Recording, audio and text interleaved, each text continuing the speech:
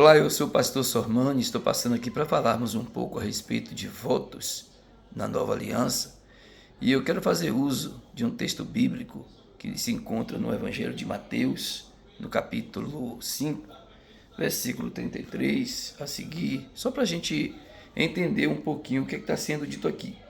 O Senhor Jesus diz assim: ouvistes também que foi dito aos antigos, não perjurarás, mas cumprirás diante do Senhor os juramentos que fizestes.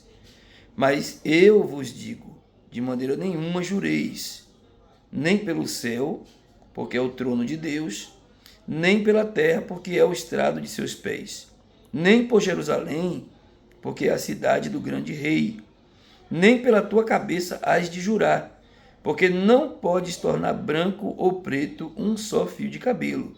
Seja, porém, o vosso falar sim, sim, não, não, pois o que passar disso, do maligno, procede. Louvado seja Deus. Queridos, fazer um voto ao Senhor é a mesma coisa que você fazer um juramento em nome do Senhor? Claro que não é. Jesus ele está afirmando bem claramente, nos ensinando que nós precisamos ter dignidade, ter palavra.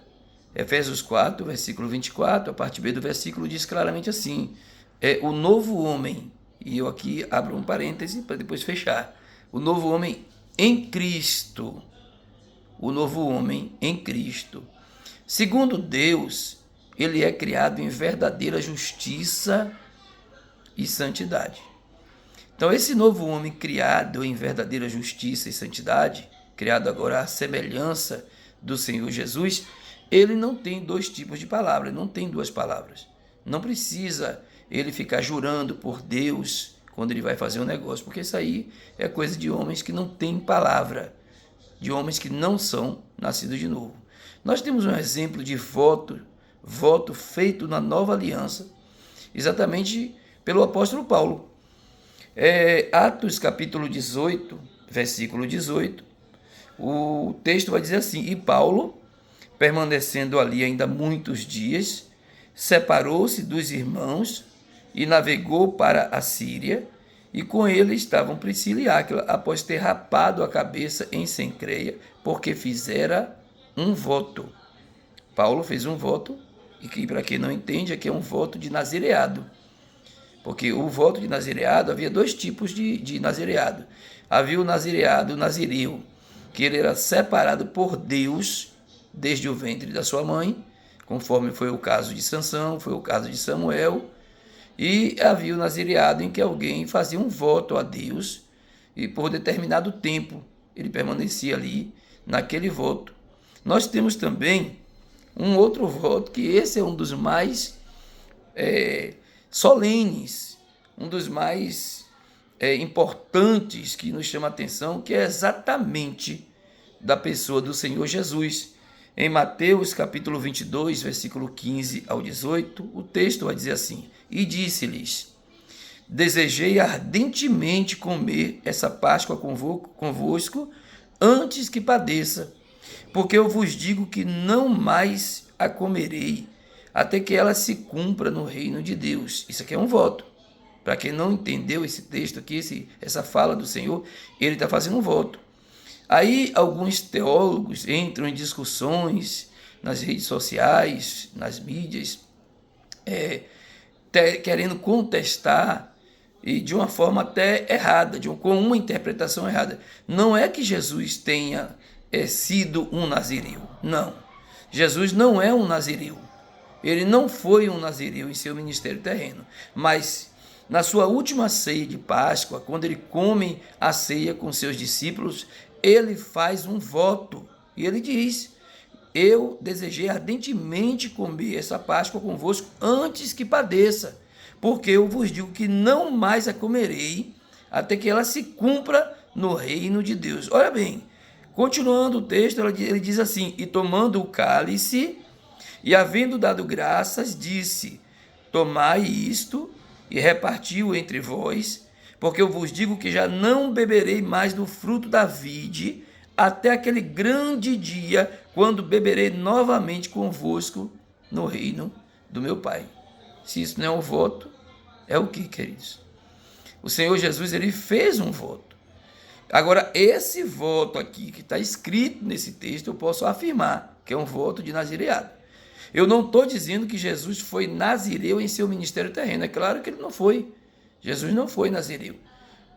Mas o voto que ele faz na sua última ceia, quando ele instaura a ceia do Senhor, a ceia de Páscoa que ele participou, e aqui ele vai instaurar a ceia do Senhor. Esse voto é um voto de nazireado. Ele está abrindo mão de comer, ou seja, de beber do fruto da vide. Enquanto nesses 2000 anos, Jesus, ele prometeu até aquele grande dia, onde eu creio que a trombeta vai soar, eu creio dessa forma, segundo a palavra de Deus, e os mortos em Cristo, vão ter as suas almas ressuscitadas, e essas almas desnudadas, segundo o texto de 2 Coríntios, do capítulo 5, Paulo explica muito bem isso aí, do versículo 1 ao 10, essas almas desnudadas, elas vão receber as vestes, que é esse novo corpo, um corpo celestial, e em 1 Coríntios 15 vai nos dizer também que aqueles que estiverem vivos nesse momento, eles terão os seus corpos corruptíveis, corpos carnais, serão revestidos do incorruptível, o carnal será revestido do imortal, e juntamente com aqueles que ressuscitaram em alma e receberam seus novos corpos celestiais, nós subiremos a encontrar o Senhor nos ares, onde estaremos para sempre com o Senhor. Então, queridos, eu creio que nesse dia o Senhor vai participar de um grande banquete conosco e ele vai sim beber do fruto da vida. É um voto que ele fez. Louvado seja Deus.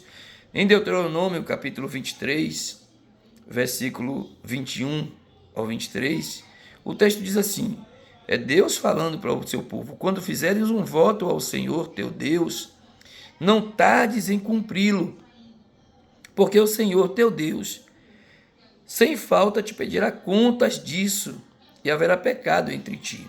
Porém, se te abstiveres de fazer o voto, o que é o direito natural seu, é um direito de cada um de nós, você abrir mão de fazer o voto. Você não precisa, você não é obrigado. Deus está dizendo que você tem liberdade de não fazer o voto. Ele está dizendo, deixando bem claro isso. Mas se você fizer, cumpra. É isso que ele está dizendo. Então, se te abstiveres de fazer o voto, não haverá pecado em ti. Mas o que sair dos teus lábios, o guardarás e o cumprirás, assim como prometeste ao Senhor teu Deus, oferecendo o voto espontaneamente, conforme prometeste com a tua boca. Ou seja, você não foi obrigado. Deus não obrigou você a fazer um voto. Deus não obrigou Jacó a fazer nenhum voto quando ele aparece a Jacó. Ele não pede que Jacó faça nenhum voto. As promessas dele me parecem claramente que são incondicionais. Ele não impõe nenhuma condição. Ele diz que vai com ele, que vai proteger ele, que vai alimentar ele, que vai vestir ele, que vai trazer ele de volta. Deus não está dizendo você vai ter que fazer isso ou aquilo, não. Deus está garantindo que vai guardar Jacó na sua ida e na sua volta. Mas Jacó, quando acorda pela manhã, de livre e espontânea vontade, ele decide fazer um voto. Isso é questão de temor, questão de confiança, questão de você querer. Então eu aprendo com isso, em relação a voto, diante dessa leitura que nós temos feito aqui, que quando eu faço um voto, de imediato eu passo a ser rastreado por Deus. Sabia que Deus te rastreia? Você que fez algum voto lá no passado, talvez tenha colocado no esquecimento.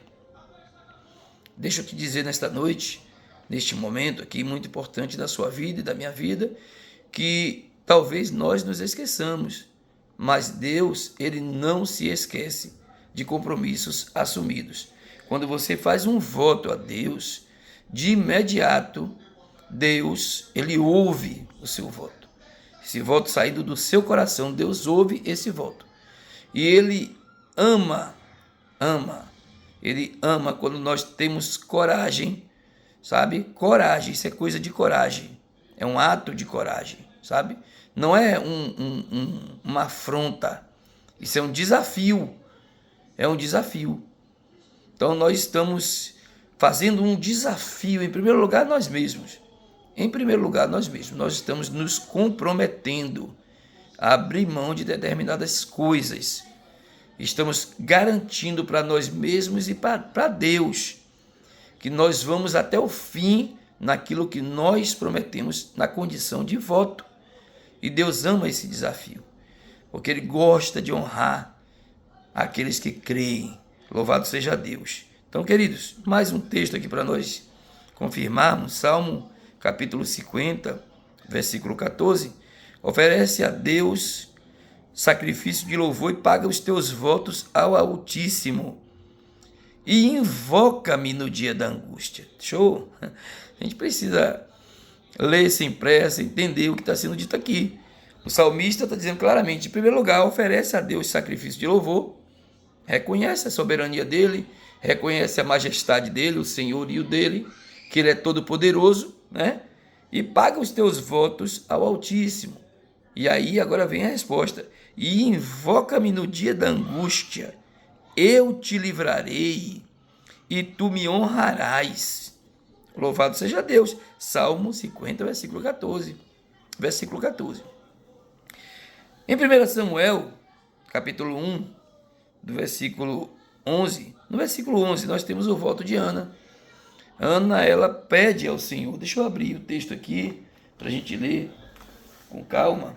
1 Samuel, capítulo 1, louvado seja Deus, versículo 11. O texto diz assim claramente, e fez um voto dizendo, é Ana que faz isso, queridos, fez um voto dizendo, ó Senhor dos exércitos, se atentares à aflição da tua serva, e te lembrares de mim, e não te esqueceres da tua serva, mas deres à tua serva um filho homem, então o darei ao Senhor por todos os dias da sua vida, e nenhuma navalha passará por sua cabeça. Querido, isso é poderoso, isso é tremendo. Ana fez esse voto. Olha, todo mundo conhece a história de Ana, uma mulher estéril, não tinha filhos, e no dia de desespero, no momento de desespero, ela fez um voto. Ela já não aguentava mais o sofrimento, a dor de ser estéril, em uma sociedade que ser estéril era sinônimo de maldição, era sinônimo de culpa. Ela era discriminada.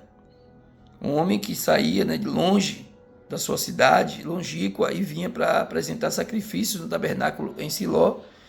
E, segundo a tradição, nós entendemos o seguinte, o fato de Eucana ter duas mulheres é porque a sua mulher, a mulher amada, a quem ele amava, ela não podia lhe dar filhos.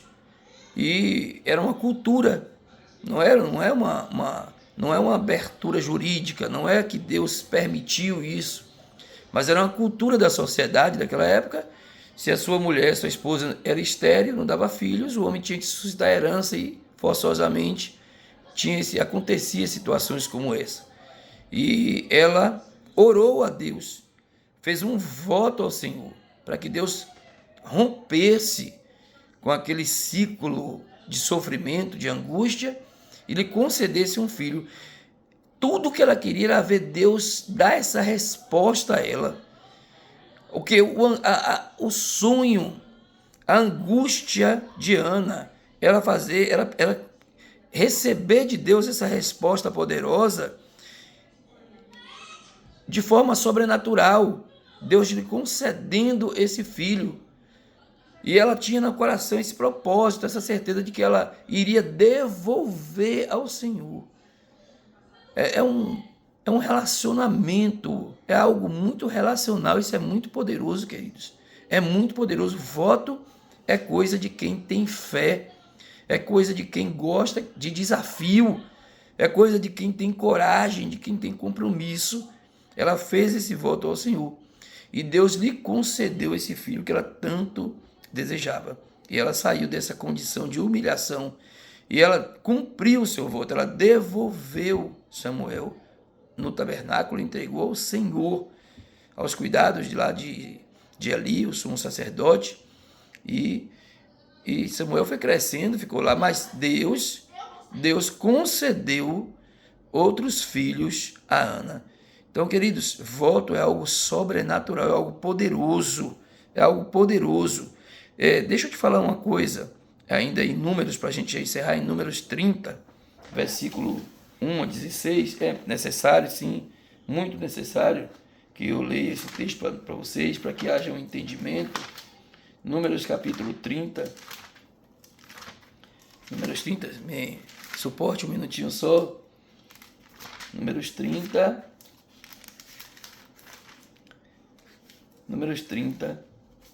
versículo 1 a 16. Eu vou ler rápido para você entender isso aqui. Diz assim: quando um homem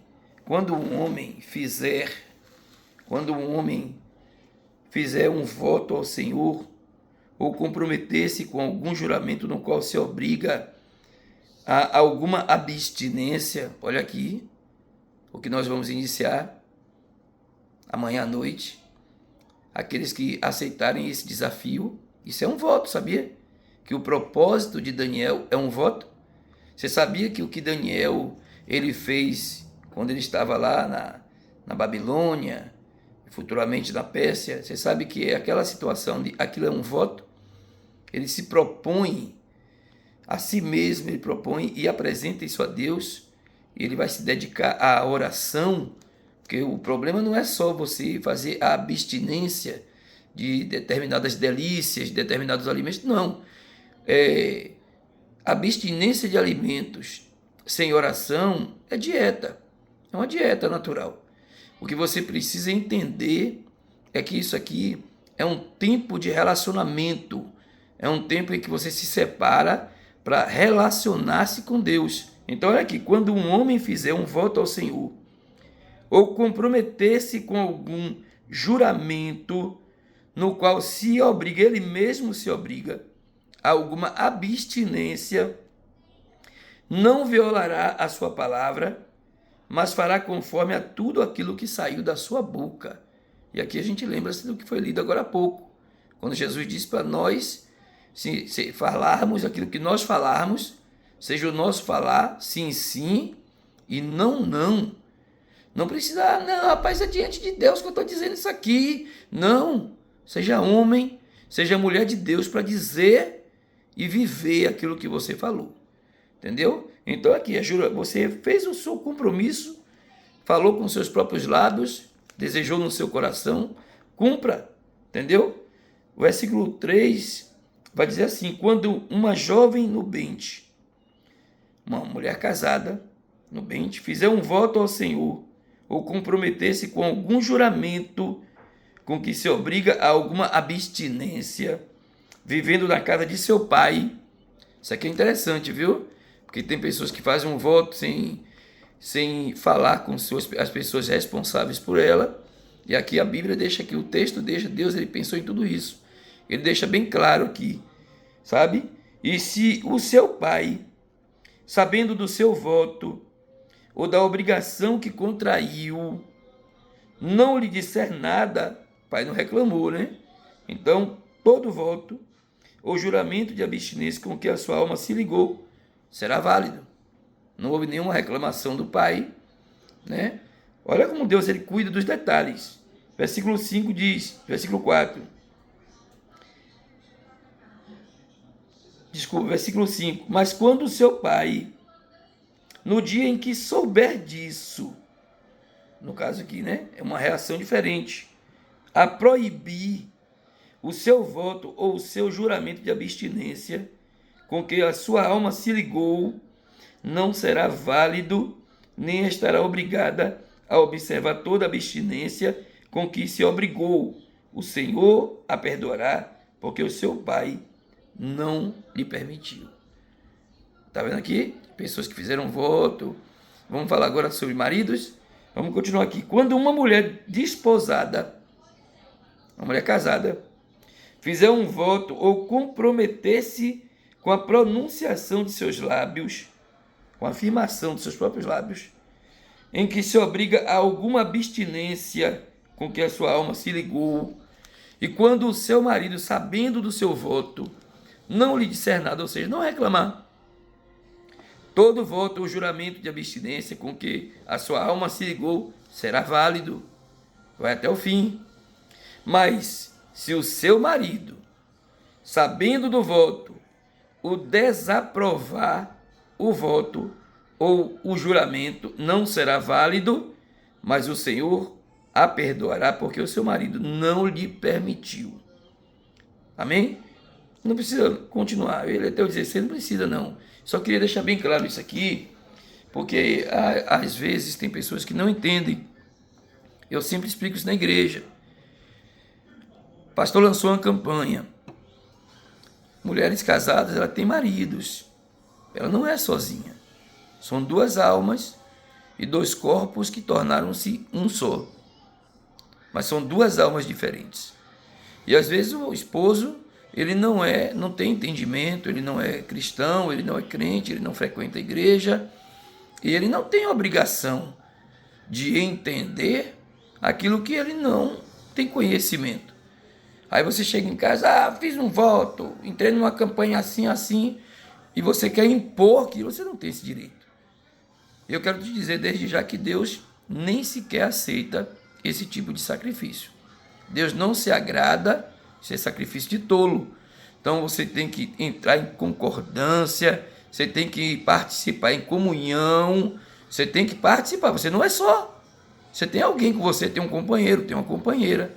Então tudo é em concordância, porque é no poder da unidade que o milagre acontece. Então, alguém fez um voto de não cortar cabelo durante tantos meses, se arrependeu. Seu marido sabia? Se ele não sabia, converse com ele. Ele é seu sacerdote. Ele tem liberdade, tem autoridade, legitimidade para desfazer esse voto perante o Senhor. Se ele chegar, meu marido, eu não falei com você, na época eu estava, preocupado, eu fiz o voto, e ele pode, juntamente com você, orar ao Senhor, e esse voto pode ser perdoado por Deus. Você não precisa, obrigatoriamente, continuar nesse voto, que não está trazendo harmonia, que não está trazendo paz, que não está trazendo alegria, porque, consequentemente, Deus também não se agrada de sacrifício de tolo. Então, queridos, eu queria só deixar isso aqui para você entender. Jesus fez um voto em sua última ceia de Páscoa. Ele fez um voto, ele disse, já não comerei mais, já não beberei mais, até aquele grande dia, quando eu comerei, participarei desse banquete no reino, quando eu beberei novamente do fruto da vida, junto com vocês, no reino do meu Pai. É um voto, é um voto. Se nós fôssemos a Cristo aqui agora, de forma visível e notória, ele iria dizer para nós, eu não bebo do fruto da vida, só beberei, eu fiz um voto, só bebo novamente com vocês naquele grande dia. Tanto é que Satanás ouviu e viu esse voto e tentou quebrar. Na cruz, um soldado pôs a lança com esponja no vinagre, que era produzido através do fruto da vide, e tentou fazer com que Jesus quebrasse esse voto. O texto não vai dizer isso claramente, mas com certeza absoluta, Jesus não engoliu aquele vinagre. Ele pediu água. Ele estava com sede, sim, né? Mas ele não engoliu aquele vinagre. Ele estava lá clamando e o soldado entendeu que estava pedindo água e foi lá e bebeu lá na esponja, numa lança, colocou na lança e bebeu lá no vinagre, que era uma tentativa de Satanás fazer com que Jesus quebrasse o voto que ele havia acabado de afirmar, mas ele não quebrou. Você acabou de ver aqui também que Paulo, o próprio apóstolo Paulo, não só no capítulo 18 de Atos, como também no capítulo 21, que não precisou eu ler, estou aqui citando para você. Paulo também, desta vez, não é de livre e espontânea vontade, é instigado através da pessoa de Tiago, o que envolve um outro assunto que eu não quero entrar aqui, porque não tem esse mérito, não precisa nós adentrarmos nele agora, mas Tiago deu um conselho errado a Paulo. É como se ele estivesse dizendo assim, desfaça tudo aquilo que você ensinou, negue tudo aquilo que você ensinou.